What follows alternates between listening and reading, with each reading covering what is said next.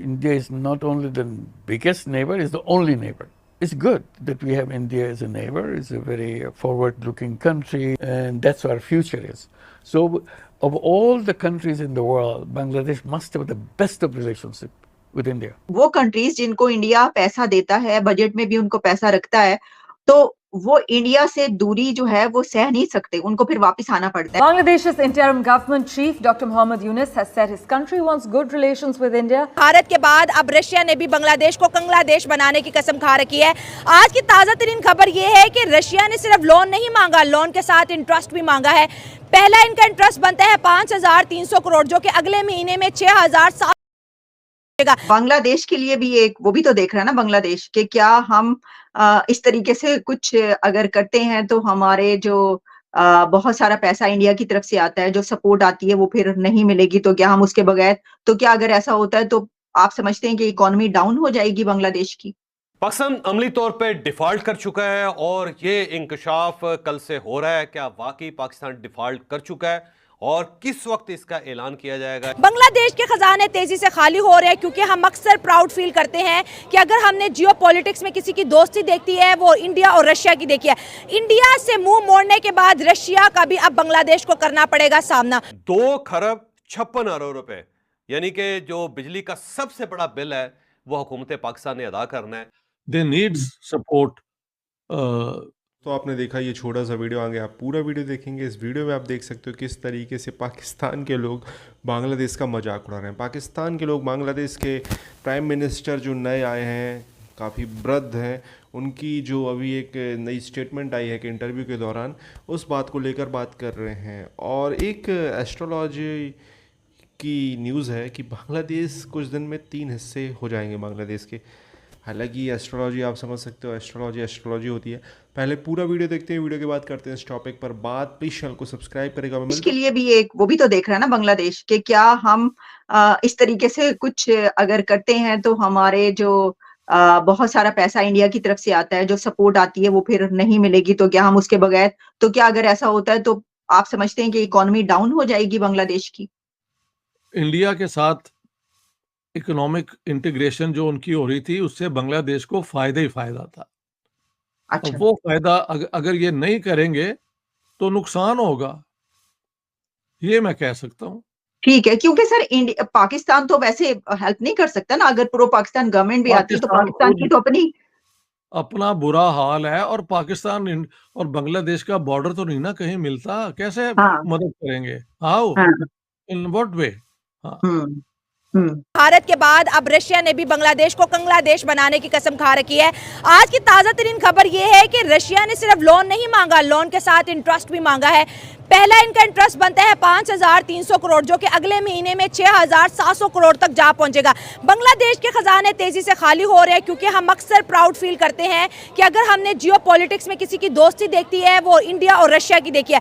India से मुंह मोड़ने के बाद रशिया का भी अब बांग्लादेश को करना पड़ेगा सामना। और क्या बांग्लादेश पाकिस्तान के साथ दोस्ती करके इंडिया और रशिया की दुश्मनी को मोल ले पाएगा? क्या इंडिया बांग्लादेश को माफ करेगा जिस तरह से मालदीव को किया, या फिर बांग्लादेश दोबारा से पाकिस्तान के साथ मिल जाएगा? लेकिन इस मिलने के लिए बांग्लादेश को क्या इंडिया से हाथ धोना पड़ेगा? लेकिन अभी इंडिया भी तो हाथ हटा रहे ना, बांग्लादेश को बनाने वाला इंडिया, बांग्लादेश को चलाने वाला इंडिया, उनको फ्री वीजे दे रहा है, उनको अच्छी फैसिलिटी दे रहा है, हर चीज, क्योंकि मोदी साहब और शेख हसीना की बड़ी दोस्ती थी। अब इंडिया कह रहे हैं कि आपने एंटी इंडिया के नारे लगाए, अब आपके ऊपर वो जो दया था वो खत्म होगी। क्या बांग्लादेश इंडिया जैसी बड़ी इकोनॉमी का प्रेशर बर्दाश्त कर पाए? क्योंकि अब रशिया भी कह रहा है मेरा लोन वापस करो। देखें, डेफिनेटली बात तो यही है कि प्रेशर तो बर्दाश्त करना पड़ेगा।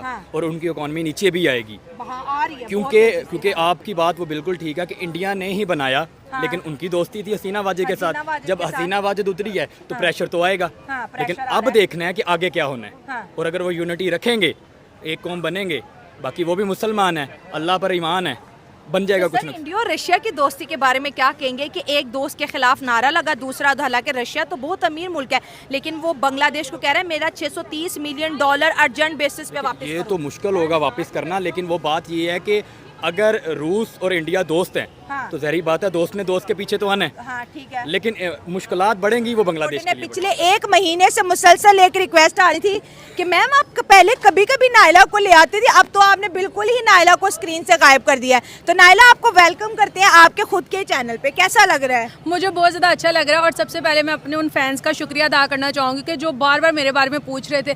इवन के कुछ कमेंट्स मैंने पढ़े कह रहे थे लगता है नायला की शादी हो गया है और नायला ये कंट्री छोड़ के चले गई है। सो जब मैं आती थी कहा जाता था कि शायला को और कोई मिलता नहीं, नायला को उठा लाती है। मैं इसको लेके आती थी कि जो इसके फैन है मुझे कहते थे लगता है शायला को कुछ मिलता नहीं, अपनी बहन के। और फिर मैंने शायला को बोला यार अब मैं नहीं आ रही, तुम आम पब्लिक का ही लो। लेकिन आज टॉपिक ही कुछ ऐसा था, मैंने कहा यार आज ज़रा मैं आ जाऊँ थोड़ी सी बातचीत कर लूँ। आज जिस तरह से बांग्लादेशियों का बुरा हाल हो चुका है क्योंकि बांग्लादेशियों को अपनी जो तरक्की थी वो हजम नहीं हो रही थी। अच्छा खासा था यार, वो बिल्कुल तरक्की कर रहा था। हम लोग पाकिस्तान में उनके एग्जाम्पल दे रहे थे कि यार टक्का हमसे बेहतर चला गया। देखो उनके जो प्राइम मिनिस्टर हैं शेख हसीना, बेचारे को नजर ही लगा दी हमने। सुनो तो सही कि वहाँ के जो प्राइम मिनिस्टर है वो अपनी कंट्री को बहुत अच्छा लेके जा रहे हैं और इंडिया के साथ उनके रिलेशन बहुत ज़्यादा बेस्ट थे। लेकिन जिस तरह से उन्होंने इंडियंस के साथ बुरा सलूक किया और जिस तरह से उनको मारा पीटा, टोटली एंटी इंडियन हो गए। Still Mohammad Yunus anti Indian ही है जनाब। और अभी जिस तरह से रशिया ने उनसे कर्ज मांगा है कि जो आपको हमने दिया था वापस दिया जाए, मुझे इसकी मेन रीज़न ये लगता है कि इंडिया और रशिया आपस में तुम्हें पता बहुत अच्छे फ्रेंड है और इसी वजह से रशिया ने बांग्लादेश से अपना जो लोन था वो वापस मांगा है। लोन के साथ साथ कहते हैं ना कर्ज भी और सूद समेत 6,700 करोड़ का जो इंटरेस्ट है रशिया ने वो भी बांग्लादेश से। बांग्लादेश तो ऑलरेडी उसके खजाने खाली हो रहे हैं, बांग्लादेश पे ऑलरेडी इतना ज़्यादा प्रेशर है। इंडिया ने अपनी ट्रेड वैसे बहुत ज़्यादा डिले कर दिया, बॉर्डर के ऊपर बहुत से ट्रक वैसे रोक दिए। 16 कमोडिटी कल का हमारा शो था ऑलरेडी बैन हो गया है। मेडिकल वीज़ा की प्रोसेसिंग भी स्लो हो गया है। अब ये मुझे तो लगता है इनको मरने के लिए कोना भी नहीं मिलना। मरने के लिए नहीं, बांग्लादेश अब बिल्कुल कंग्लादेश बनने वाला है, ठीक है। और वहाँ पे बिजली जा रही है, अब लोग पंखियों पे आ गए, वही हमारा ज़माना आ गया। वहाँ पे जो बिजनेस है वो बहुत ज़्यादा ख़राब होता जा रहा है। वीज़े उनको इंडिया के नहीं मिल रहे। तो मुझे समझ नहीं आ रही कि जब एक कंट्री अच्छी खासी अपने लेवल पे जा रही है तो इनको क्या ज़रूरत थी पंगा लेने की। अब उन्होंने पंगा लिया, अब ये वही इंडिया जिसने हमारे साथ किया।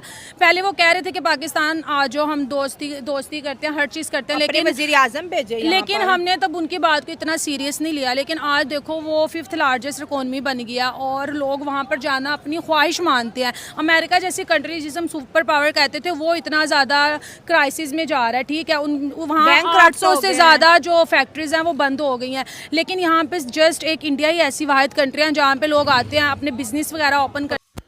तो दोस्तों आपने ये देखा वीडियो किस तरीके से इस वीडियो में बात हो रही थी बांग्लादेश के हालात के बारे में। बांग्लादेश के प्रधानमंत्री यूसुफ ने अभी बोला है कि भारत हमारा सबसे बड़ा पड़ोसी है। बांग्लादेश के बेसिकली 2 पड़ोसी हैं जिससे उसकी जो बॉर्डर मिलती है, कोस्टल बॉर्डर नहीं, बॉर्डर, भारत और म्यांमार।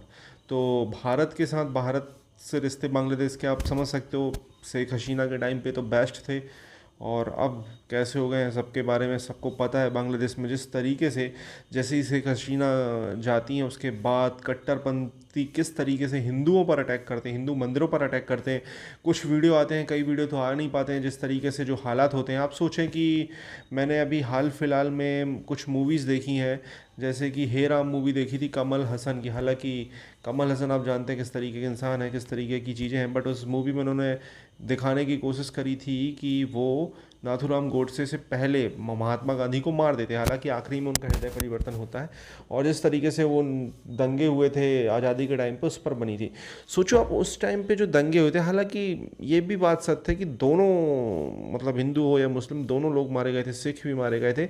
तो कितना मतलब एक चीज़ें हुई थी। तो मुस्लिम एरिया है जो बांग्लादेश के, वहाँ पे जो हिंदूज़ हैं उनके घर में ज़बरदस्ती पथराव, ज़बरदस्ती घुस के उनकी महिलाओं के साथ क्या हो रहा है, उनके मर्दों के साथ क्या हो रहा है। मतलब एक आप सोचें, आप जहाँ रह रहे हो आपके साथ एकदम से ऐसी घटना हो जाए तो फिर आप समझो कि क्या है ये, क्या मतलब काफिरों के साथ एकदम से ऐसा सीन क्रिएट हो जाए। जो आपके हमेशा से साथ में रह रहा है, आपके साथ में दुकान खोल रहे हैं, बगल में दुकान, उनकी दुकानों में आग लगा दी जाए, तो ये क्या है, आप समझ सकते हो। तो जो चीज़ें हुई उसके बाद से तो डेफिनेटली भारत के लोगों के अंदर बांग्लादेश के प्रति एक बहुत ही एक अजीब सा व्यवहार था। और अभी भारत बांग्लादेश के क्रिकेट मैचेस होने वाले हैं, उसको लेकर भी अभी से कमेंट हो रहे हैं कि हमें भारत को बांग्लादेश के साथ क्रिकेट मैच नहीं खेलना चाहिए अगर वो हिंदुओं को वहाँ पर प्रताड़ित करते हैं। तो इस तरीके की चीज़ें हो रही हैं। देखो यार, बांग्लादेश में कोई छोटी मोटी हिंदू आबादी है नहीं, लगभग 1 करोड़ के आसपास हिंदू हैं। तो ऑब्वियसली आप एक चीज़ समझ लें कि 1 करोड़ हिंदू वो छोड़कर तो भारत आएंगे नहीं, उनको वहीं पर रहना होगा और उनको ऐसा मतलब प्रोटेक्शन मिले, ये हमारी गवर्नमेंट की प्रायोरिटी होनी चाहिए। हालांकि वो बांग्लादेशी हैं, तो बांग्लादेश के लोगों के साथ जो मतलब वो रह रहे हैं, उनकी भी एक ड्यूटी, एक कर्तव्य बनता है कि उनको प्रोटेक्ट करें वो। अब बांग्लादेश के हालात ख़राब क्यों हो रहे हैं? शेख हसीना ने डेफिनेटली बांग्लादेश को बहुत ऊपर ले गई थी और वहाँ के मुल्ला मौलानाओं को पता नहीं क्या सूझा और उन्होंने क्या कर दिया, अपने पैर में कुल्हाड़ी मारी। और इस तरीके से बांग्लादेश के अब बांग्लादेश में यार जजेस को इस्तीफा दिलवा दिया गया, बांग्लादेश के पुलिस सिस्टम की हालत ख़राब कर दी गई, बांग्लादेश के कैदियों को छोड़ दिया गया। तो आप समझ जाओ यार, मतलब कैदी कोई मर्डर केस में है, कोई रेप केस में है, जो भी वहाँ पर कैदी थे उनको छोड़ दिया गया। पूरा सिस्टम है कोलैप्स कर दिया। अब उसको एकदम से सब कुछ नया करना है, तो ये तो बहुत टफ है। बांग्लादेश ने अपने आप को बहुत पीछे ढकेला है इन चीज़ों को करके। और अब देखते हैं आने वाले समय में जो ये नई गवर्नमेंट है ये कितना सक्सेसफुली वर्क करती है। और ऐसा एस्ट्रोलॉजी की न्यूज़ है, मतलब ज्योतिषी हैं, उन्होंने बोला है कि बांग्लादेश में शेख हसीना 2026 में वापस जाएंगी और बांग्लादेश 3 हिस्सों में डिवाइड होगा। थोड़ा सा ज़्यादा हो गया। आपको क्या कहना है इस टॉपिक के बारे में? कमेंट अपनी राय दें, चैनल को सब्सक्राइब करें, लगातार आपको ऐसे वीडियो मिलते रहेंगे।